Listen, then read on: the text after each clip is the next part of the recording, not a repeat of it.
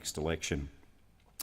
Of course, I'm proud that we have also stepped forward on resolving the malarial drugs issue that has recently been cause of grave concern amongst veterans, people who have served in areas where malarial drugs were being effectively experimented with, and very pleased that Labor initiated the Senate inquiry that's going on into that at the present time, and they're out there seeking evidence, and people should feel reassured. I know there were some that talked about whether there should be a Royal Commission or not quite properly appreciating the fact that Senate inquiries are armed with the full range of legal abilities to enable them to extract, obtain information, testimony, etc., and to take appropriate action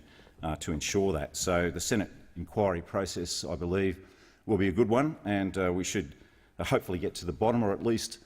begin the process of finding the key indicators and directions we need to go to find out more, or to have further investigation conducted into the effects of those malarial drugs, and then, of course, ultimately to bring relief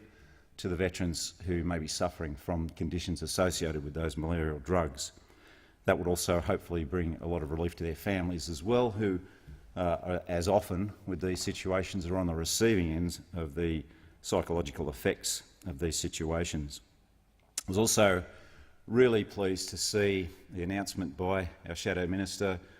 recently for the establishment of a military covenant, which would be underpinned by legislation. It's already something that has been done in the United Kingdom with no adverse consequences, but it is a very important and clear signal to our people who are serving, but also for those who would seek to enter a career in the Australian Defence Force, that we have their back,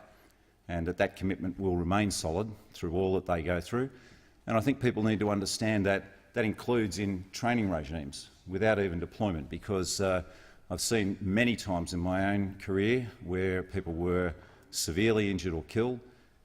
and even if they didn't receive injury or lost their lives, just the sheer stresses and strain of a normal ADF career, even if you don't deploy, can be quite significant. So the military covenant process would be something that would really underpin the nation's commitment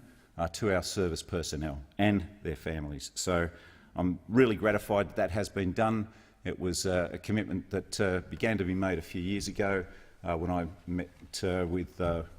established a meeting between veterans groups and the Leader of the Opposition, Bill Shorten, at the time, and it was wonderful to see we've been able to follow through